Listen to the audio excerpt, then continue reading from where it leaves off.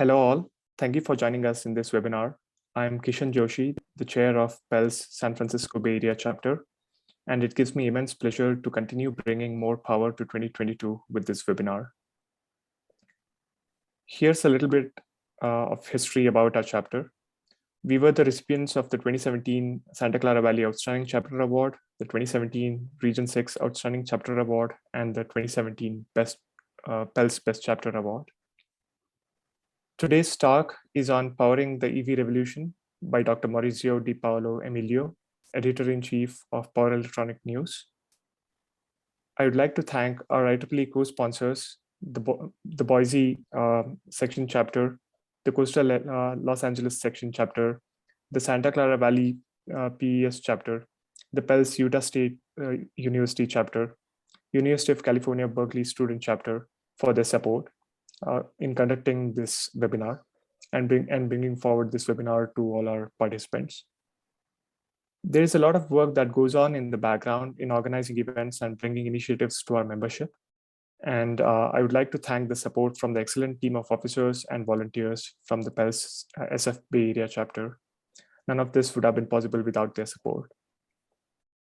Do not forget to check out our website for more info about current and past talks. We also have the list of future talks that are coming up on our website. Slides and videos for a number of talks can also be found in the archive section. Also, you can follow us on Twitter at sfbc_pels for more updates. If you'd like to be in loop on all the great talks and events happening, then IEEE eGrid delivers all that info down to your inbox for free twice a month. Be sure to register at the link shown here, www.egrid.biz.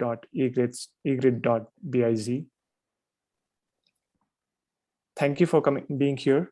The PDF slides and the recording of the webinar will be uploaded to the archive section of our website. Thank you to the speaker for this. Now, a little bit about our speaker today. Dr. Maurizio di Paolo Emilio has a PhD in physics and is a telecommunications engineer. He has worked on various international projects in the field of gravitational waves research, designing a thermal compensation system, X-ray microbeams, and space technologies for communications and motor control. Since 2007, he has collaborated with several Italian and English blogs and magazines as a technical writer, specializing in electronics and technology.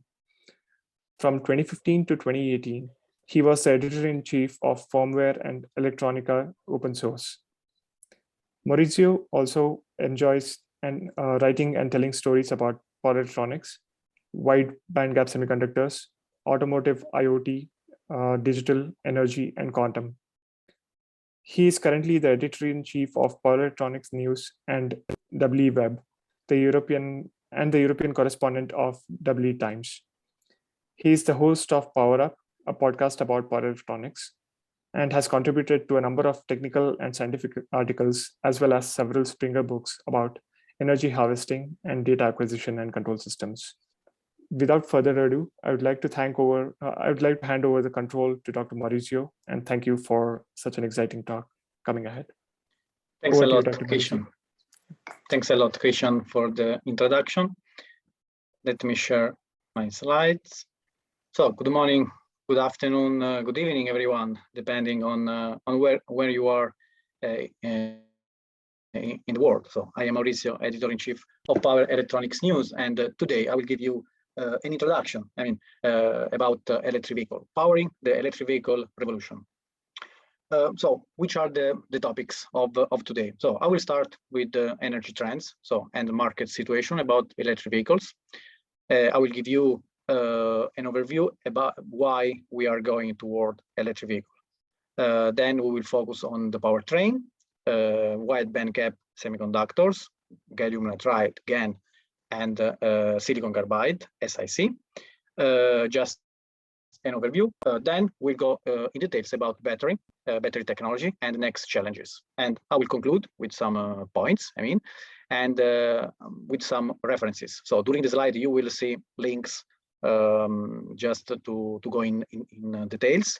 I will do a recap at the last slide, and I would like to invite you for the next our Power Electronics conference. Climate change, as you know, is one of the biggest issues of our generation. Tackling climate change has been brought to the top of the world's agenda. I hope that will continue to stay on the top. And we are seeing companies, but individuals too, take real steps towards climate change, renewable energies, and so on. So it's time now, to replace fossil fuels with carbon neutral energy generated by renewable sources, such as solar. Moreover, we know that 80% of CO2 emissions come from our fossil fuels-based energy consumption. But even more important, or even more alarming than this, a lot of energy is wasted. We should ensure that the energy we have is used efficiently with the help of digital solution, power electronics, power semiconductors, with the goal to save emissions. So green energy for our climate and energy saving or energy efficiency in terms of power electronics. Investment will be also in transforming the energy grid into a smart one, bidirectional decentralized energy grid, but also a new transportation should be among the priorities in the industry. Several activity sectors contribute to the emission of greenhouse gases, as indicated in the slide on the left, in the picture on the left, with energy generation the most important. Each source of carbon emission is the outcome of specific processes and technologies that cannot be collectively addressed. For example, for instance, carbon emissions derived from electric power generation based on fossil fuels, such as coal, gas, cannot be mitigated in the same way as carbon emissions related to the manufacturing of cement, for example. Transportation accounts for about 20%, more or less, of greenhouse gas emissions, with road transportation for 3/4 of this share. Aviation is about 11%, and each of the main transportation modes requires its own mitigation strategy. So transport is one of the most pollutant sectors. Replacing fuel combustion vehicles with electric vehicles is one of the best alternatives in order to reduce CO2 emissions and so fight climate change. In an internal combustion engine, ICE, a chemical reaction releases CO2.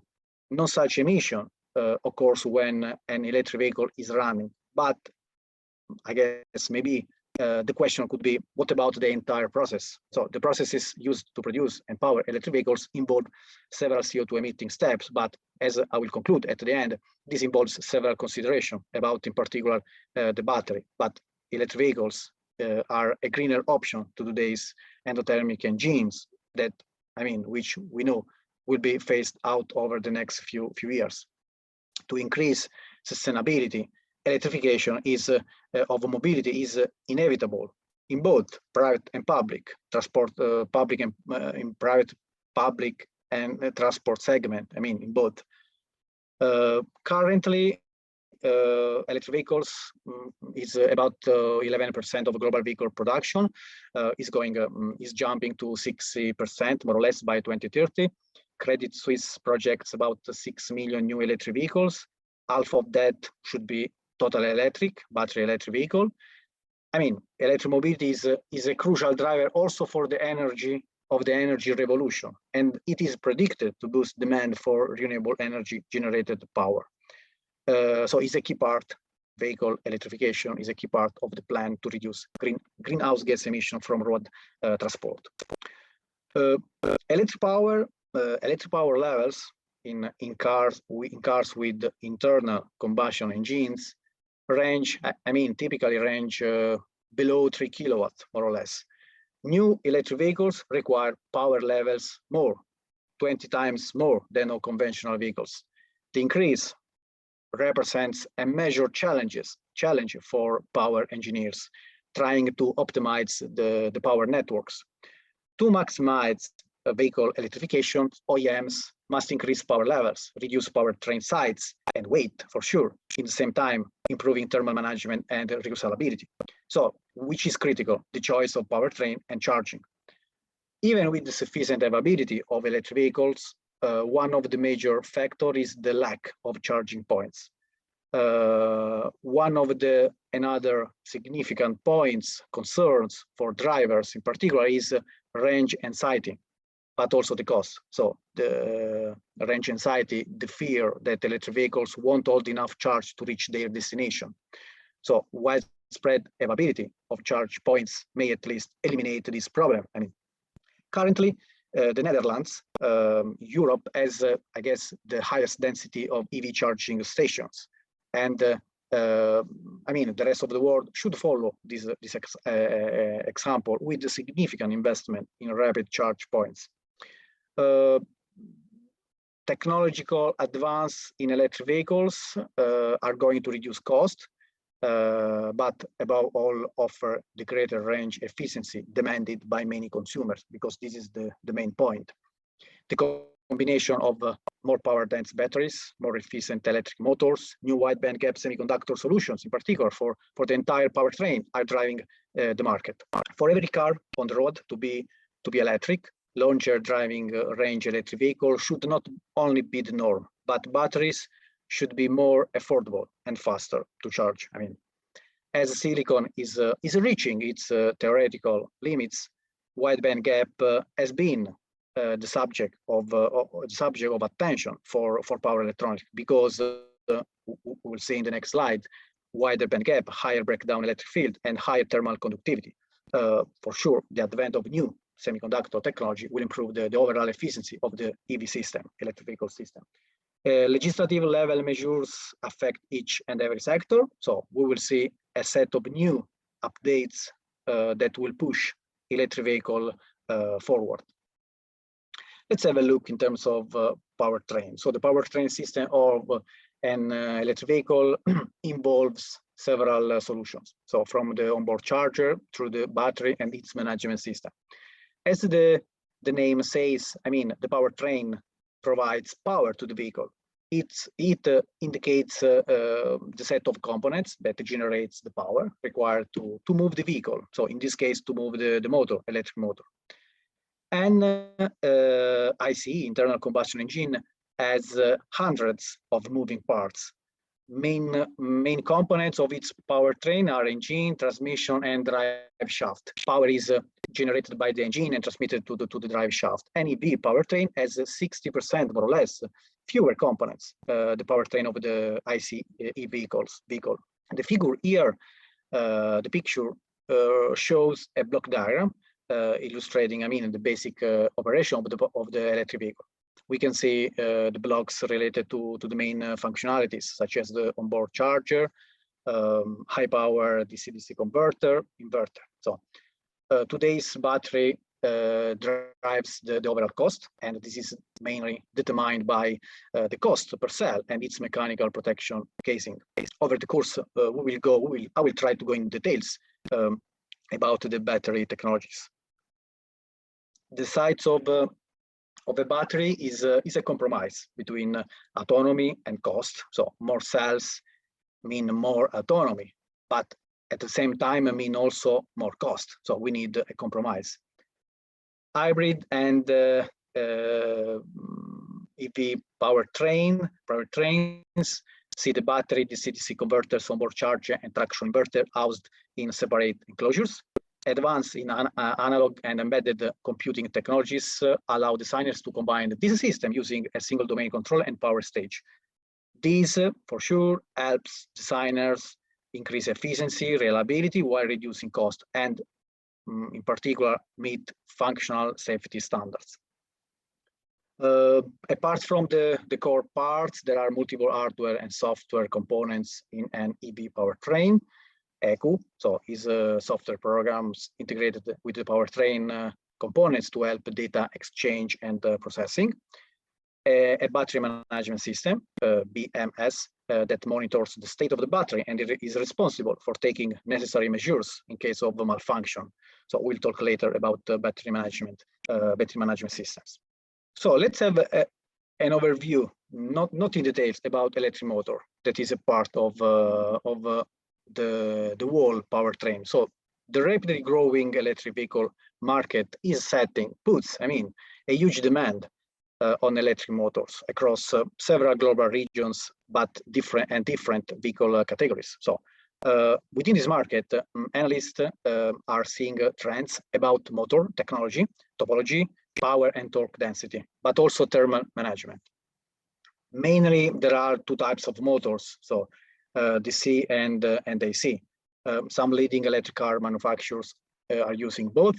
so for example, Tesla, Nissan, Chevrolet, and others. A key emerging motor technology is that of axial flux. So the magnetic flux is parallel to the axis of rotation in an axial flux motor compared to perpendicular in radial flux machines. The share of permanent magnet PM motors so is about 75%. These motors are good, so present excellent power density and efficiency.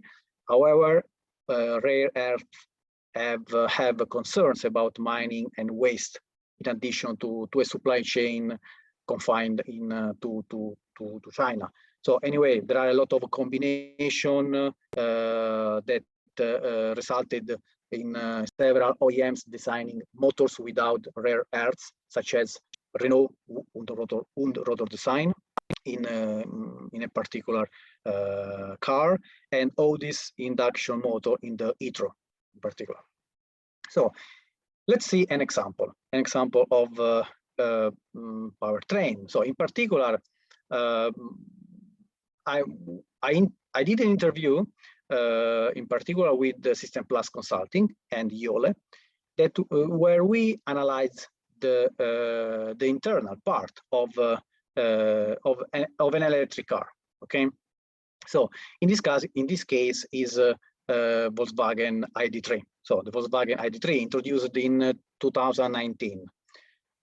So is considered one of the best-selling electric vehicle, together others, of course. And this is the first fully electric vehicle launched in the ID family for Volkswagen. The four main parts are the DC converter from Bosch, the battery management system from Uber Automotive, the inverter from Valeo Siemens, and the onboard charger from Costa. ID.3, this car, ID.3, sorry, is equipped with a motor mounted just in front of the rear axle. At the heart is the battery, as indicated, described here. 3 battery sites are available, 45 kilowatt per hour, 77 kilowatt per hour, that is the largest, and the medium, 58 with a range up to 400 kilometers. So the largest has 12 modules, each of which consists of 24 lithium-ion cells. It operates at 400 more or less volt and can also be recharged with direct current up to 125 kilowatt. The battery has a dedicated liquid cooling system for optimal temperature management and is housed in an aluminum casing that also has an integrated shock absorbing frame to maintain the integrity of the components inside. So just a little bit details about the part. The inverter consists of 3 stages. The first is the input stage that provides output a DC voltage from the battery pack, and consists of several capacitors and EMI filters. So the second stage is the DC-DC conversion using a DC-link capacitor, which filters and smooths out the DC voltage in the DC bus rails. The last stage starts conversion via high-frequency switching and delivers the inverted power to the load, in this case, electric motor. The DC link must balance the fluctuating instantaneous power that results as a ripple generated by the IGBT stages. A solution can use different capacitor technologies, such as aluminum electrolytic, film, and ceramic. The ripples at the DC link nodes affect these ripples performance because each capacitor has a certain amount of impedance and self-inductance. The cost of this inverter, as System Plus pointed out, is about $300. Infineon's IGBT and microcontrollers so take 30% more or less of the total cost of the total inverter cost. The onboard charger is manufactured by Costa in China. So the weight is about 10 kilogram. The hardware choice was directed towards Renesas microcontroller and Infineon's IGBT, and is shown in this picture. A BMS, battery management system, includes one or more power conversion stages and an MCU-based embedded system for handling all aspects related to the power subsystem. During an EV battery charging or discharging process, it is mandatory to monitor the status of each cells belonging to the battery pack. Volkswagen ID3 BMS consists of 4 slaves and a master with solutions from ST Microelectronics, and NXP. So this system has the goal to manage the entire array of lithium cells, determining a safe operating area in which the battery pack guarantees the best technical and energy performance. So in terms of powertrain, for sure, when we need to charge the car, let's say just an overview, in general overview about the charging point, because I said that it's an important point. I will not go in details about this point. So there are 2 kinds of fuels that can be used in electric cars. So AC and DC. This case. So the difference between AC charging and DC charging is the location where the AC power gets converted, inside or outside the car.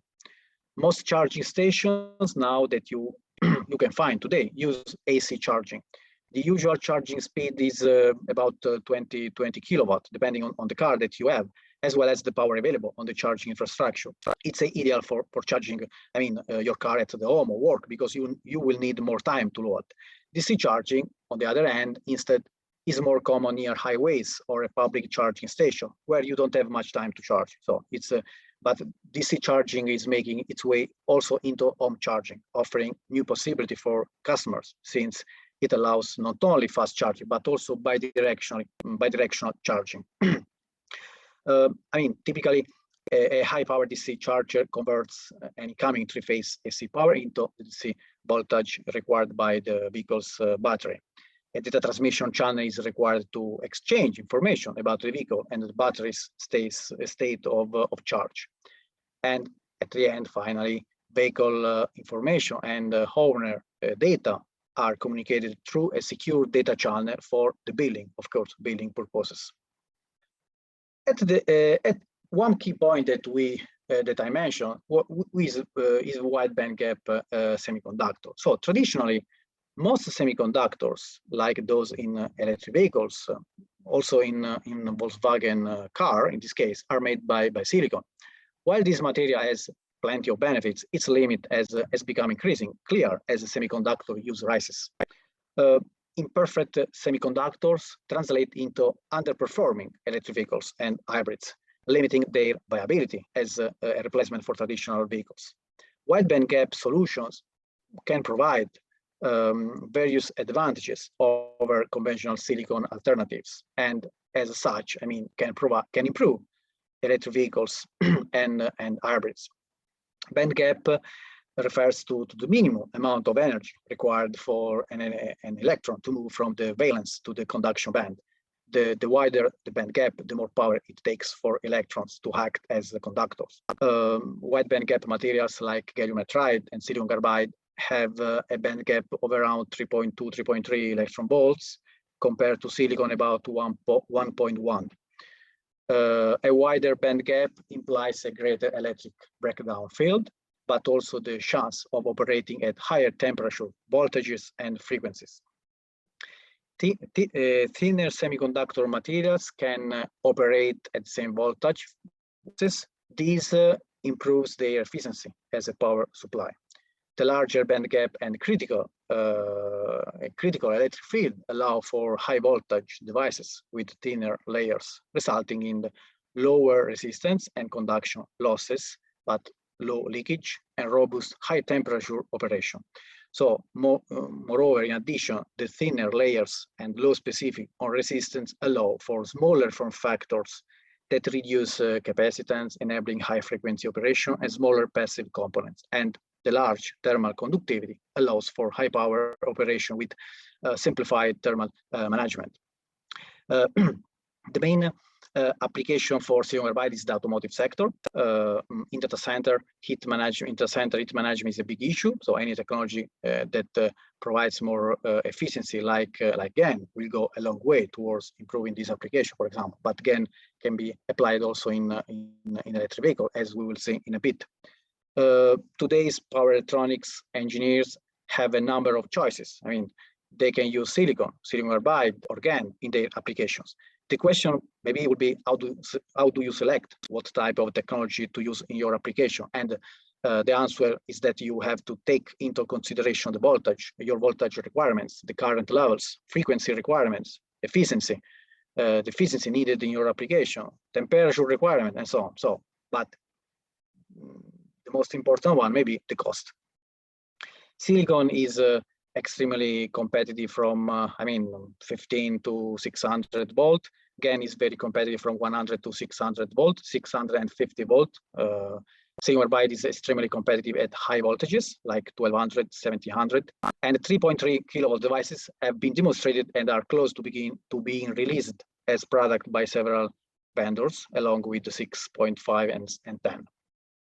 A big battleground market is the 650 volt range, where silicon, GaN, and silicon carbide all compete. So silicon is cheap, while GaN offers very high efficiency at a very reasonable cost. So during the last automotive tech forum of E-Times, so there are, I can suggest you to watch on demand talks where speakers demonstrated that GaN is cheaper, than silicon. GaN also is a CMOS compatible device, so it takes advantage of the economy of scale in silicon and is manufactured in large fabs. Silicon carbide is very efficient and operates at high current, high frequency. So let's see a little bit details about GaN and then silicon carbide. But anyway, in the next talks, you will see in details applications about GaN and about silicon carbide. In terms of, GaN on silicon today represents the larger portion of the market. According to Yole, the industry is moves from 6 to 8 inches. We will see when the industry is moving in this direction, we will see more players on GaN on silicon platform. Currently, few manufacturers have adopted the 8-inch platform, and as the wafer size increases, some challenges on epitaxy need to be solved. GaN solutions are well suited for the AC/DC onboard charger and the high voltage to low voltage DC/DC converter in the electric vehicle. With GaN FET cost decreasing, the higher cost against silicon FET can be offset by system level saving. OEMs, are demanding these powertrain systems to deliver more and more power to reduce EV charging times, but without an increase in their size, as the passenger space cannot be compromised. The key to achieving high power density is to maintain efficient operation at high switching frequency. GaN can switch higher, can switch more 100 volt per nanosecond, and they have zero reverse recovery. They have extremely low switching power losses. In terms of silicon carbide, so a lot of studies, in particular Exawatt analyst market company, forecasts that in 2024 sales of passenger electric vehicles that incorporate silicon carbide based transistor will surpass those based on silicon transistor. So a market that is growing. By 2030, Exawatt, this company, this market analysis company, expects over 25% of passenger battery electric vehicles will use silicon carbide MOSFET in their powertrain, in particular for inverter and onboard charge. As silicon carbide market continues to grow, the industry is lifting the last barriers to mass commercialization that include higher than silicon device cost, so lack of wafer planarity. So, to enable cost-effective silicon carbide manufacturing, high-yielding fabrication processes are required. So, in this regard, I will mention a talk that will give a professor will give for the next PowerUP conference. One of the most important questions, maybe. So would be, will there be a sufficient supply of silicon carbide wafer? And another point is also the cost. To meet the growing demands, so leading substrate players, Cree, Rome, have made significant investment in crystal growth. So during the last years, the silicon carbide device manufacturers, ST, Infineon, Semi, signed long-term agreements or acquisition with leading wafer and silicon carbide crystal suppliers. So the problem of silicon carbide, the big cost difference between silicon carbide and silicon is in the substrate. So silicon carbide is an incredible difficult material to grow. It is the second hardest material, I guess, in the world after diamond. It is grow very slowly at higher temperature, above 2000 Celsius degrees. So in a process that is very difficult to control, and fabrication techniques are improving rapidly. So it's not easy. I mean, further cost reductions will be an important factor in how quickly silicon carbide will be adopted in battery electric vehicles, as mentioned earlier. The economy benefits of silicon carbide are greatest in long-range cars, for sure. Those with the largest batteries. So let's have a look now in terms of battery.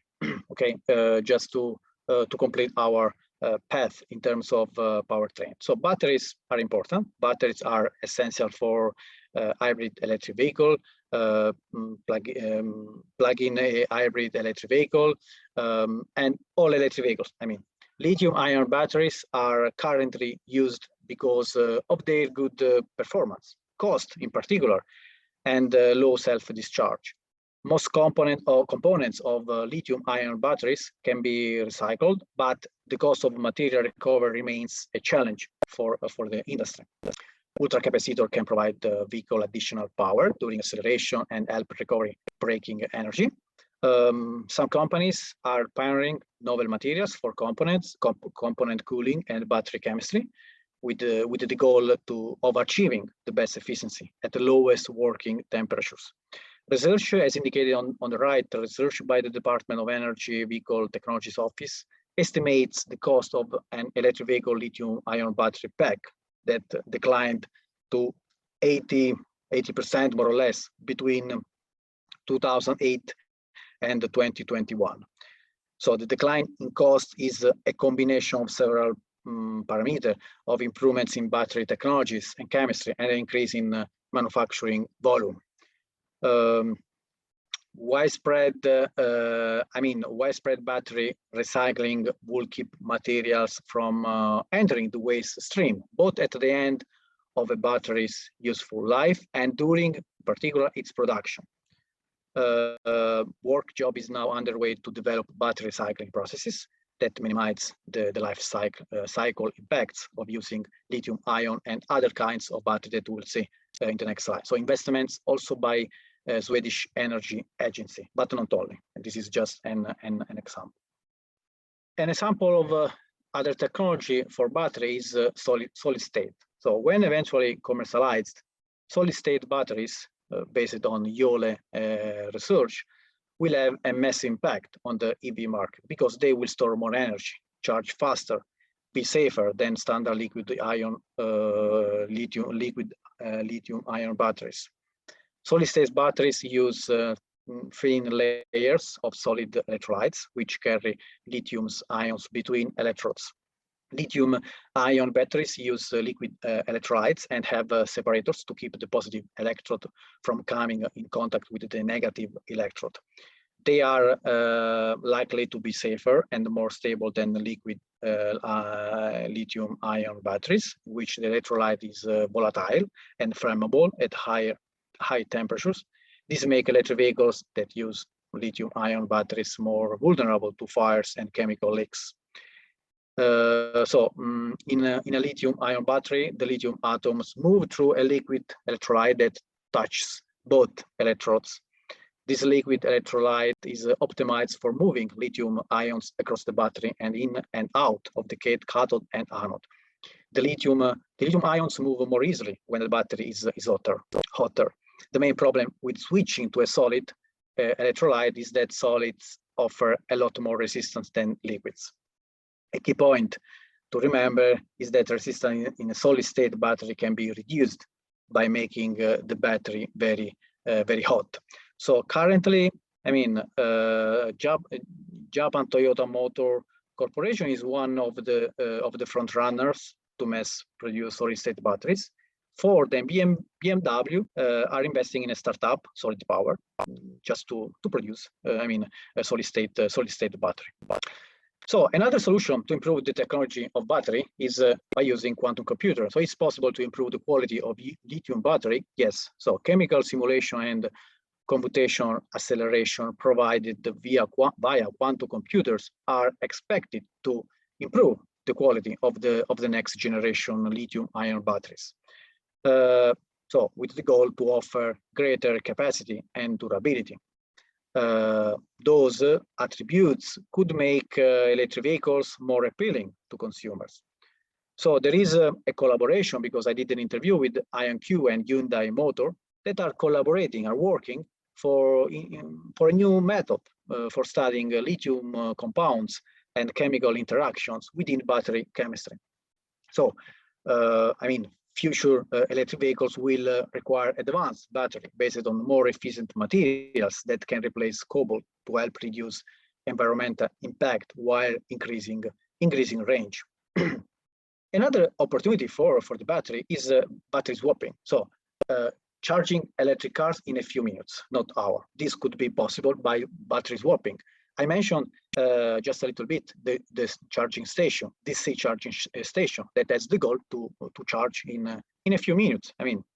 So using a combination, in this case battery swapping, a combination of computer vision and wireless communication, the station can identify the exact location of each battery module to be swapped.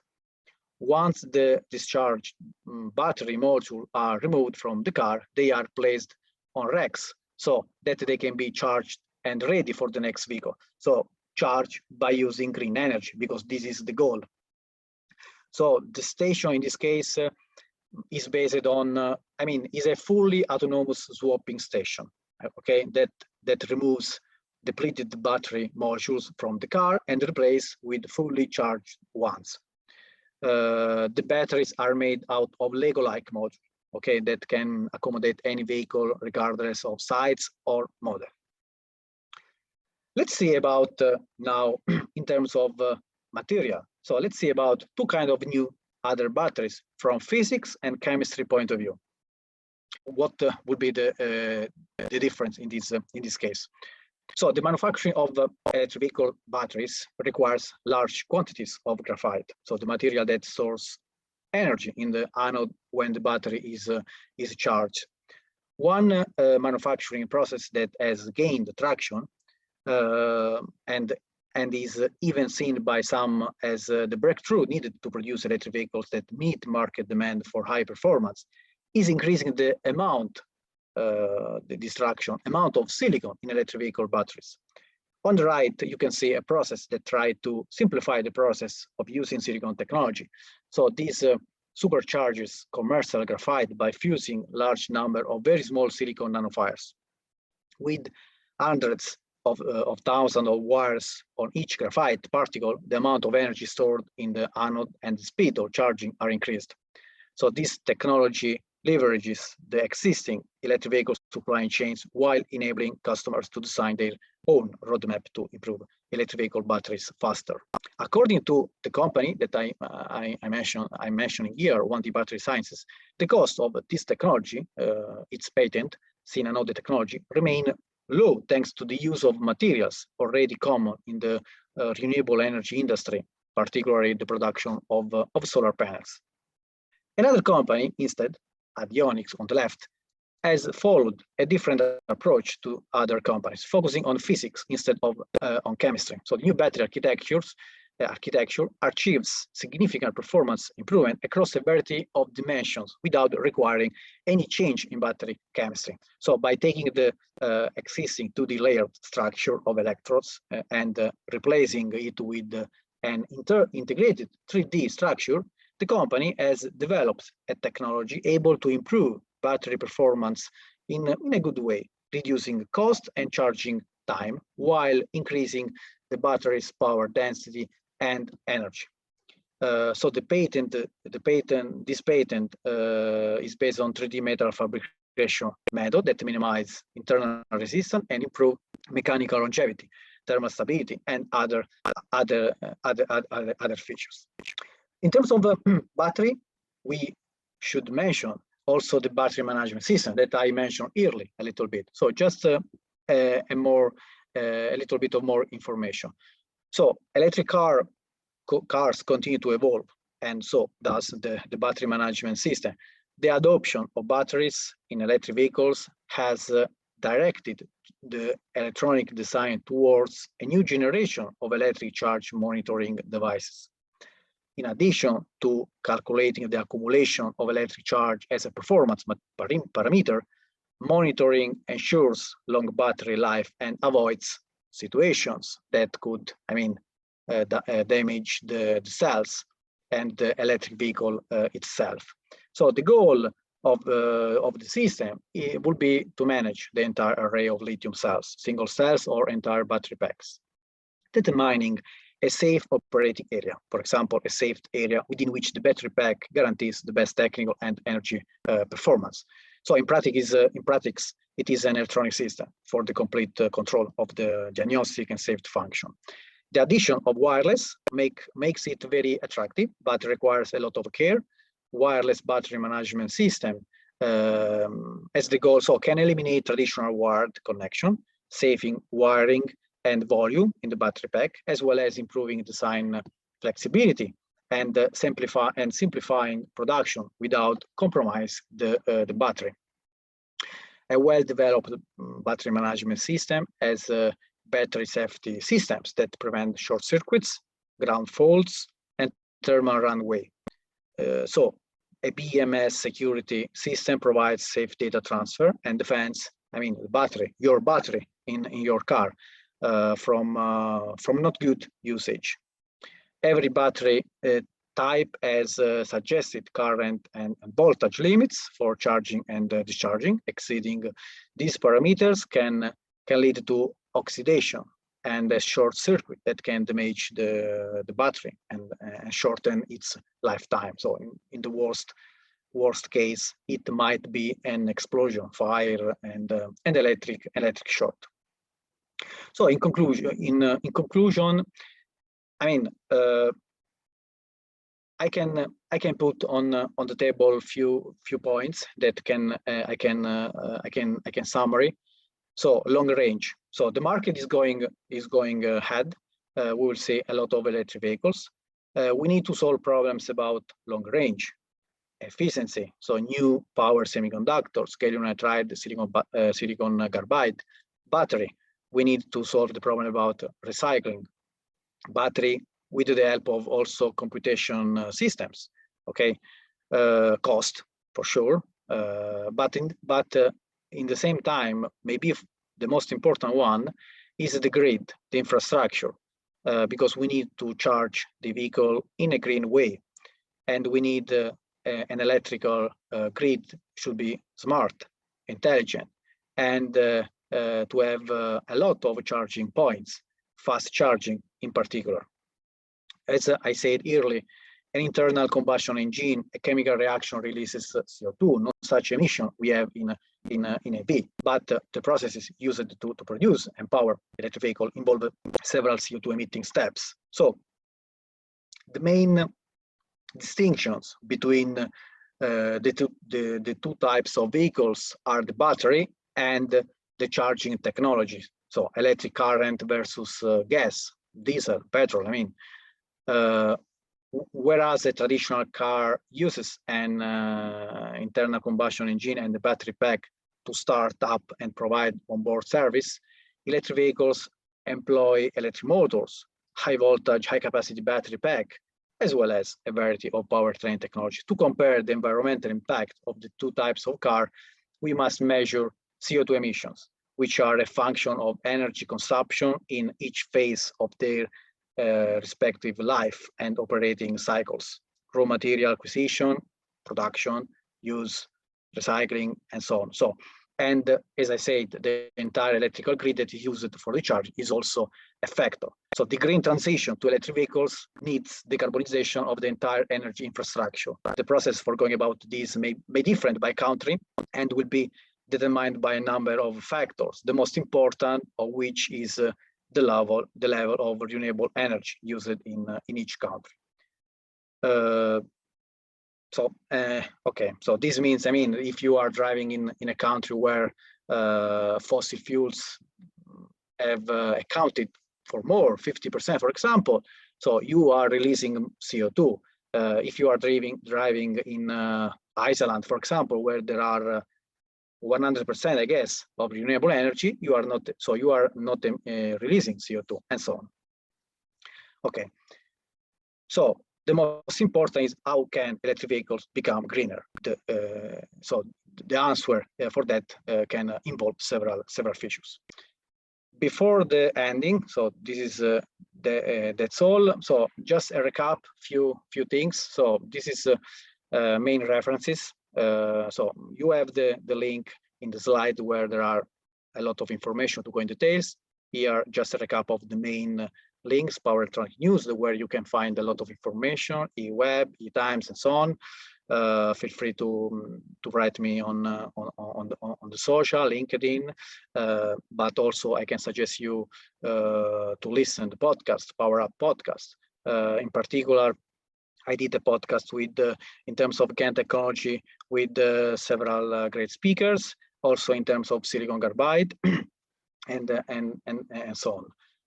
We edited 2 books with my colleague, Nitin Dahad, editor-in-chief of embedded.com, one about gallium nitride.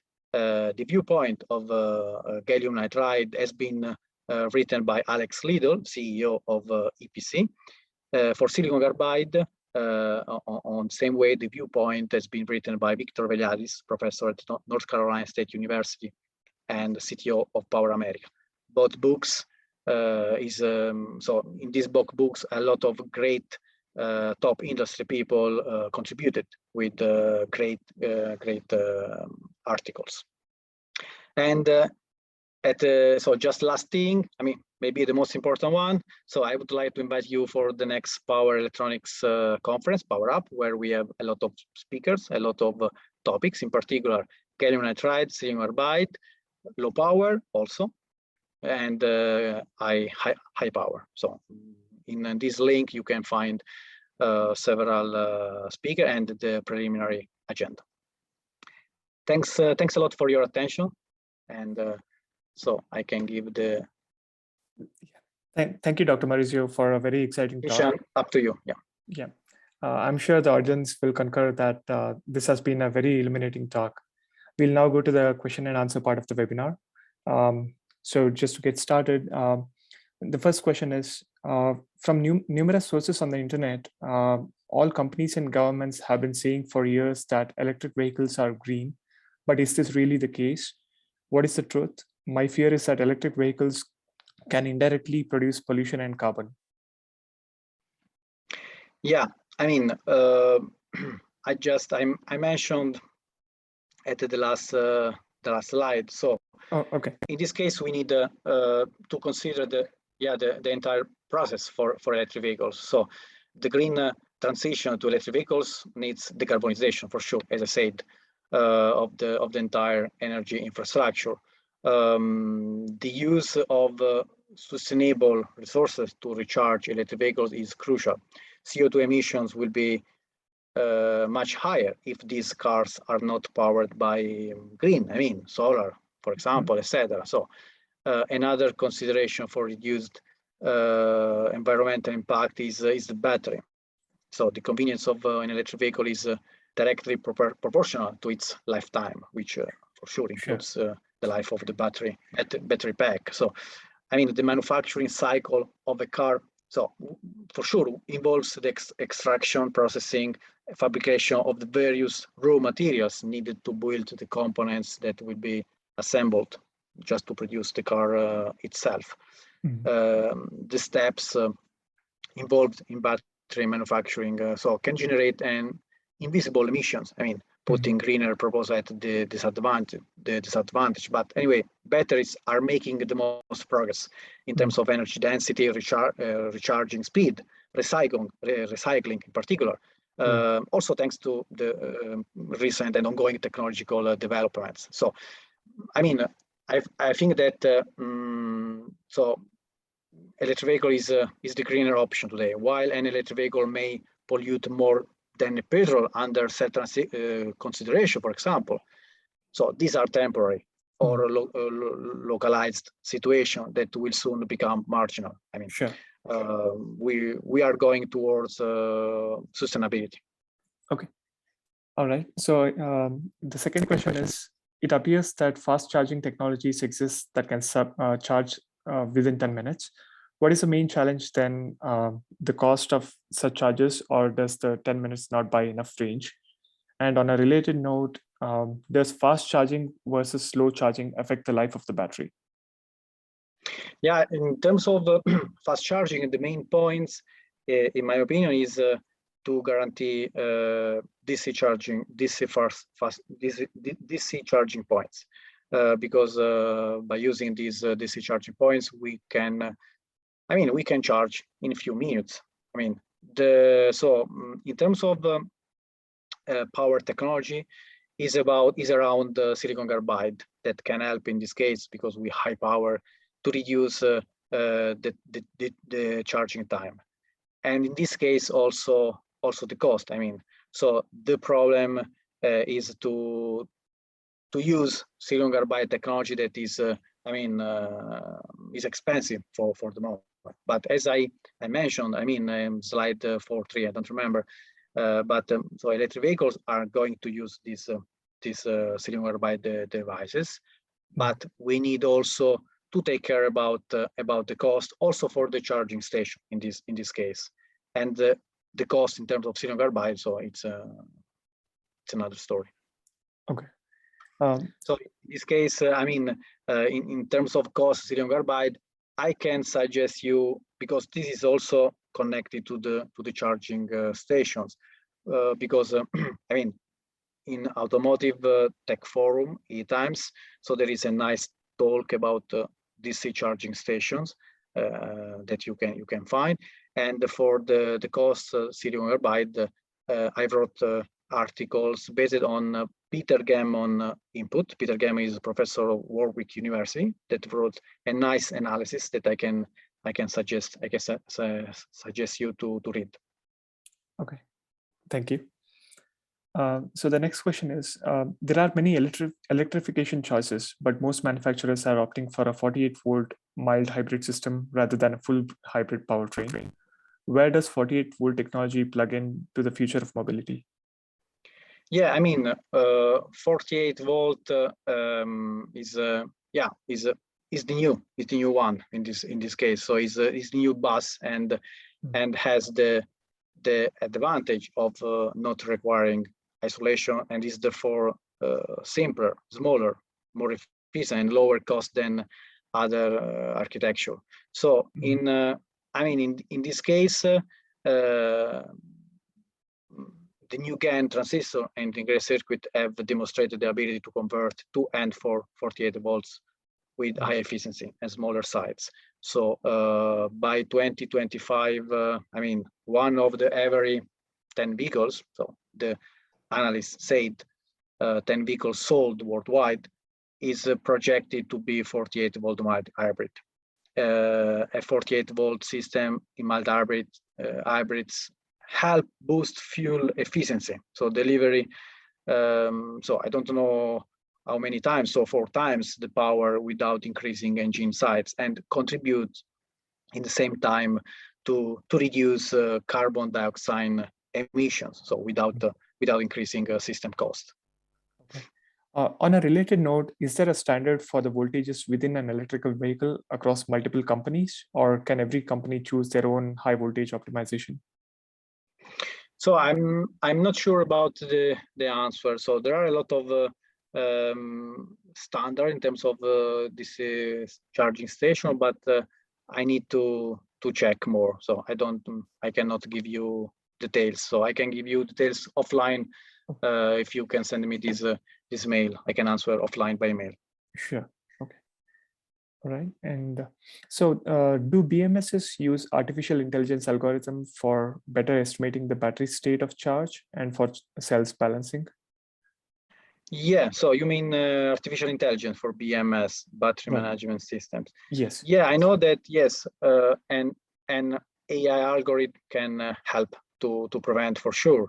So I know that e-tron technologies, but also collaboration between several universities, Cambridge, Singapore, maybe. I need to have a research. Are working on this method for predicting EV battery states with the data-driven machine learning models that can offer, I mean, the most prediction for state of charge and health.